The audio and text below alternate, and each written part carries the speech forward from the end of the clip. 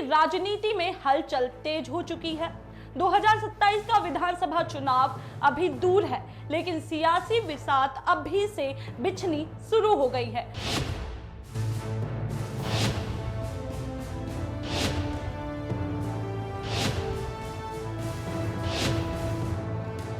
एक तरफ मुख्यमंत्री योगी आदित्यनाथ अपने बुलडोजर मॉडल और सख्त प्रशासन के साथ मैदान में हैं, तो वहीं दूसरी तरफ समाजवादी पार्टी के अध्यक्ष अखिलेश यादव पीडीए के नाम पर नई सामाजिक इंजीनियरिंग की बात कर रहे हैं।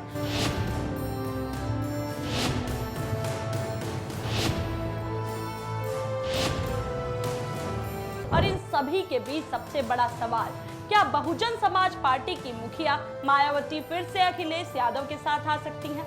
क्या 1993 और 2019 की तरह एक बार फिर से सपा बसपा का साथ हम सबको देखने को मिलेगा?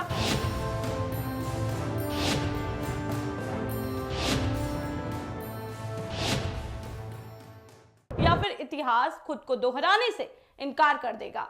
आज हम इसी विषय पर एक विश्लेषण करेंगे। दोस्तों, हाल ही में उत्तर प्रदेश की राजनीति में एक बड़ा घटनाक्रम हुआ। मायावती के कभी बेहद करीबी रहे और 4 बार मंत्री रह चुके नसीमुद्दीन सिद्दीकी समाजवादी पार्टी में शामिल हो गए।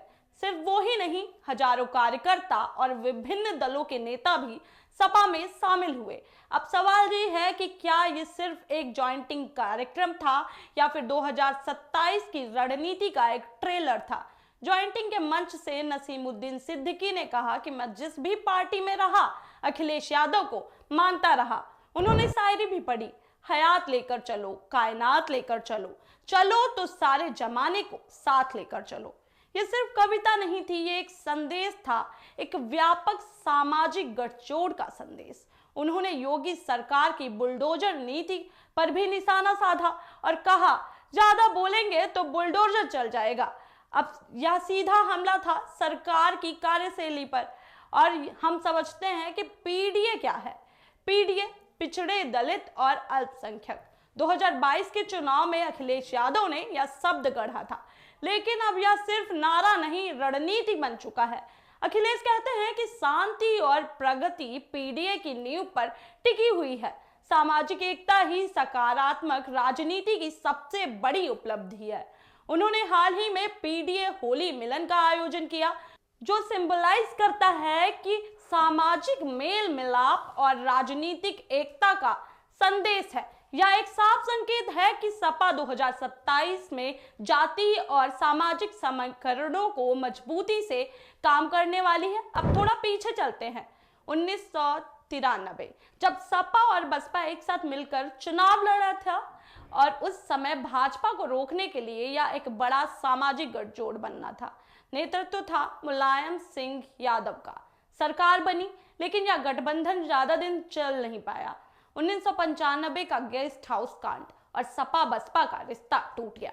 इसके बाद मायावती ने भाजपा के समर्थन में सरकार बना ली और यह घटना आज भी दोनों दलों के रिश्तों की पृष्ठभूमि में मौजूद है। 2019 में लोकसभा चुनाव से पहले सपा और बसपा फिर साथ आए। उद्देश्य इस बार साफ था, भाजपा को चुनौती देना। लेकिन जो चुनाव का परिणाम था उम्मीद के मुताबिक नहीं रहा। गठबंधन चुनाव के बाद टूट भी गया। वोट ट्रांसफर पूरी तरीके से सफल नहीं हुआ। ग्राउंड कैडर के बीच अविश्वास फिर भी एक कारण बन गया और यही वजह थी कि आज जब गठबंधन की चर्चा होती है तो सबसे बड़ा सवाल यही उठता है, क्या इस बार वोट ट्रांसफर ईमानदारी से होगा? अब 2026-27 की स्थिति थोड़ी अलग है। भाजपा लगातार 2 बार सत्ता में है। योगी आदित्यनाथ की व्यक्तिगत छवि मजबूत हो रही है। कानून व्यवस्था, बुलडोजर कार्रवाई और इंफ्रास्ट्रक्चर विकास, इन तीनों स्तंभों पर योगी सरकार अपना नैरेटिव खड़ा कर चुकी है। अब एक बड़ा वर्ग मानता भी है कि कानून व्यवस्था बेहतर हुई है, तो दूसरी ओर विपक्ष कहता है कि बुलडोजर न्याय नहीं दे सकता। यह नैरेटिव की लड़ाई है, सख्त प्रशासन की लड़ाई है, अपराध पर बुलडोजर की लड़ाई है, धार्मिक आयोजनों का बड़ा रूप है। और आपको बता दें कि अब इस पूरी जो चर्चा है इस पे अखिलेश का मॉडल कैसा है। सामाजिक न्याय पे वो काम करेंगे और उनका पीडीएस समीकरण भी तेज है। वहीं पे भाईचारा को लेकर काम करेंगे और क्षेत्रीय नेतृत्व कैसा रहेगा, यानी मुकाबला सिर्फ सीटों का नहीं, मॉडल बनाम मॉडल का रहेगा। मायावती अक्सर खुलकर गठबंधन की घोषणा नहीं करती, वो आखिरी समय तक अपने पत्ते छुपा कर रखती हैं। उनकी राजनीति का मूल आधार दलित वोट बैंक है। अगर वो सपा के साथ जाती हैं तो उन्हें यह सुनिश्चित करना होगा कि उनका कोर वोट बैंक सुरक्षित हो। दूसरी तरफ अगर वो अकेले लड़ती हैं तो क्या वो निर्णायक भूमिका निभा पाएंगी, यही दुविधा है। हाल में ही प्रयागराज के माघ मेले के दौरान हुए विवाद पर मुख्यमंत्री योगी आदित्यनाथ ने कहा कि शंकराचार्य की उपाधि हर कोई इस्तेमाल नहीं कर सकता।